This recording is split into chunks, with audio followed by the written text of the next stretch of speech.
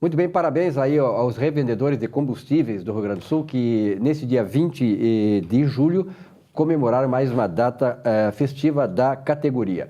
Aliás, no dia posterior à festa lá, houve um aumento de combustível. Claro que não foi concatenado lá por eles, não foi tramado, mas, na verdade, essa questão do aumento de combustível está diretamente relacionado à questão do abastecimento da Petrobras. De qualquer maneira, estamos convivendo com isso há muito tempo, né? E os combustíveis já tiveram mais de R$4 em determinadas áreas. Hoje se pode abastecer aqui na região da Lília, né? Ali é 3 e... A minha ainda está 3,56, 3,59. São os privilegiados, pessoal da região metropolitana de Porto Alegre. Aliás, eu quero agradecer a audiência que temos tido, né? Na região metropolitana de Porto Alegre e também lá no nosso litoral, onde o programa está sendo exibido na rede toda, às 22h30 de todas as quintas-feiras. Lembrando que o programa em Porto Alegre é exibido domingo às 23 horas, um programa inédito, e depois temos os horários também na segunda-feira, 21 horas. E horários alternativos aí, quarta-feira, 9 horas da manhã, e sábado, 8h30 da manhã, horários alternativos que nos permitem, né, enfocar outros tipos de clientes, outro tipo de público. Bom, Nardon Inácio, auditores e consultores, há 50 anos gerando resultados e credibilidade para seus clientes, Planalto conectando destino, conectando pessoas, Sulpetro em favor da revenda e do consumidor gaúcho e Celulose rio-grandense há mais de 40 anos, contribuindo para o desenvolvimento do estado do Rio Grande do Sul. Estarei lá na próxima semana fazendo uma entrevista com o presidente Walter Lídio Nunes, da Celulose rio-grandense, que tem um projeto aí de investimento de mais de, olha só, 12 bilhões de reais no Rio Grande do Sul. É grana, né? Bastante. Que bom, né? A economia está em movimento. Bom, nós estamos recebendo hoje a Rose Rossovski, né? Exatamente, ela que Prazer a visita aqui, Rose. Obrigado. Vem representando uma grande agência de transição de carreiras, a Lihat, né? Seja bem-vinda aqui conosco. E o tema que ela vem abordar é algo que não quer calar. Em tempos de crise, o que o profissional que fica desempregado precisa fazer. Então, eu gostaria que, Rose, tu abordasse com a gente, assim, quais são as principais habilidades, qual é que é o espírito emocional, como é que esse profissional fica e de que forma vocês realizam esse trabalho também. Perfeito. Obrigada aí pela oportunidade. Obrigado por estar com vocês. Basicamente, o que a gente está trazendo é que as pessoas, nesse momento de crise, elas precisam ter adaptabilidade, né? Elas precisam saber se adaptar às novas regras do mercado. Isso tem a ver com um novo patamar de salários, né? A gente está falando aí de cerca de 15% a 20% de diminuição, né, nos patamares salariais. E o convite é que as pessoas se adaptem a isso, né? Quer dizer, as pessoas que mais rapidamente encontrarem uma nova possibilidade de trabalho, mais rapidamente vão estar de forma mais atrativa para o mercado, né? E as pessoas precisam se preparar antes, né? Eu costumo dizer, por trabalhar com desenvolvimento humano, que o profissional precisa se conhecer em primeiro lugar e estar sempre em constante desenvolvimento, porque uma demissão não deve ser uma surpresa. Perfeito. Então, o que tu percebe, assim, quando as pessoas são demitidas? Elas têm essa preparação? Não têm? Porque vocês trabalham somente com recolocação no mercado, né? Vocês trabalham somente com empresas, não trabalham com pessoas físicas. Nós trabalhamos quando as empresas fazem as demissões, né? Nós trabalhamos a partir do momento que a empresa dispensa esse funcionário, ele chega para a gente, ele passa por um processo aí que pode ser de 3, de 6 meses. Semanalmente ele está conosco.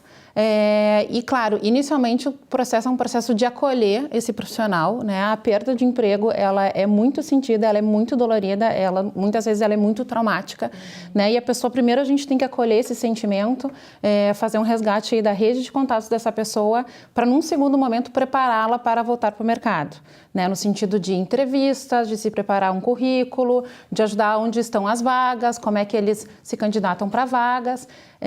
Mas é muito importante acolher esse sentimento inicial, né? Porque senão a pessoa ela vai para uma entrevista ainda muito magoada, muito machucada e ela acaba indo mal na entrevista.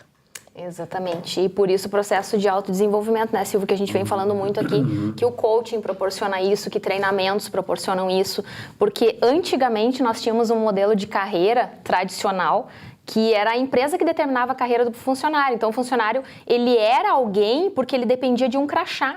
Então, eu sou professor da instituição tal, eu sou gestor da instituição tal. Tira a instituição, o que eu sou?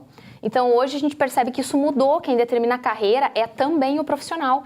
E a empresa é que pode ou não ter essa oportunidade, porque muitas vezes a tua carreira tão sonhada, ela não está nem no local onde você está trabalhando nesse momento. Então, como é que tu percebe isso hoje? Assim, as pessoas ainda têm delegado muito essa responsabilidade para as organizações? Acho perfeita essa tua pergunta, é super pertinente, porque o que a gente fala hoje é de um protagonismo de carreira, né? Qual é o objetivo de se autoconhecer? Saber o que me motiva, o que brilha meus olhos, onde é que eu vou ser mais feliz. E o nosso trabalho é ajudar as pessoas a identificar isso, né? Porque pessoas mais felizes, mais motivadas vão gerar mais resultados. Então, o convite é que as pessoas façam uma autorreflexão, descubram o que faz elas felizes, né? Com base nas suas grandes realizações, no que elas fizeram, o que elas conquistaram, e a partir daí pense em possibilidades de trabalho, né? Que não vão ser necessariamente emprego. Né? Eu gosto de falar bastante que emprego é fonte de renda, trabalho é fonte de vida. Né? Então, assim, a ideia é expandir um pouquinho as possibilidades, sobretudo nesse momento de crise que as pessoas têm que ser um pouco mais criativas.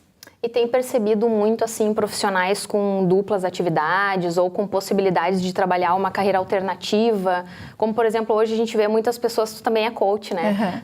A gente vê muitas pessoas que têm um emprego mensalista, mas tem uma outra atividade, tem o seu trabalho, que muitas vezes é aquilo que faz com que ela transcenda dentro da sua carreira, que ela faz à noite ou aos finais de semana. Isso tem visto bastante ou não é comum, assim?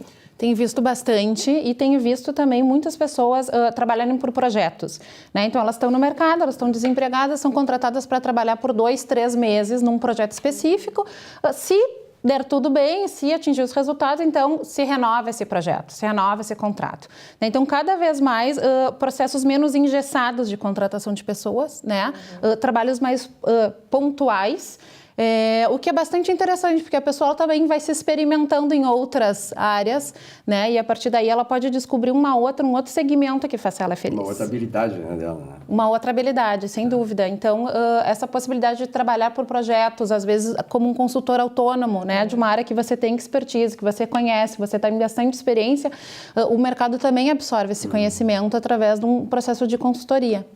E eu percebo que aí os profissionais do desenvolvimento humano precisam trabalhar a ansiedade, né, desses profissionais que nesse momento estão desempregados.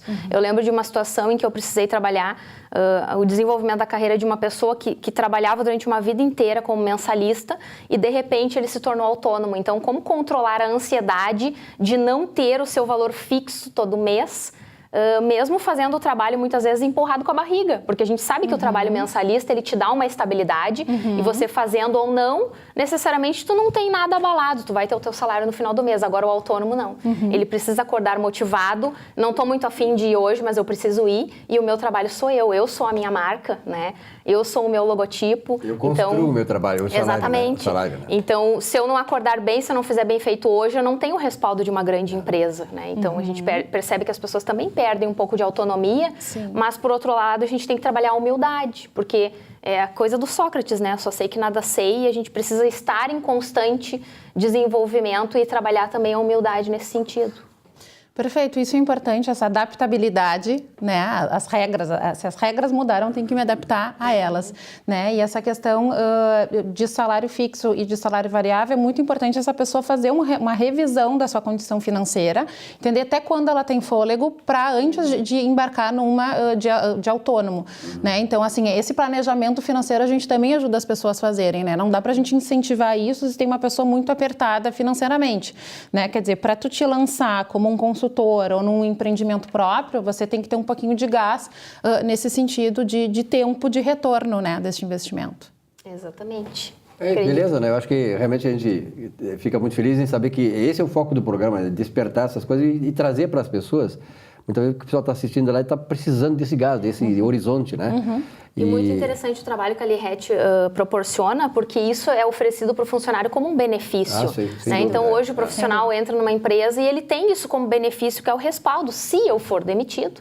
É a questão da previdência privada também, né? A gente só dá valor quando vai usar, mas eu percebo que é muito valorizado pelos profissionais e ajuda, sim, na recolocação. Rose, muito obrigado pela tua presença Obrigada aqui. a vocês. Virá mais vezes, porque realmente isso é um tema muito complexo e atual, né? Cada vez mais atual, né? Sem dúvida. Necessário para que as pessoas possam se recolocar aí, encontrar o seu caminho na vida. Obrigado. Obrigada. Um rápido intervalo, já voltamos.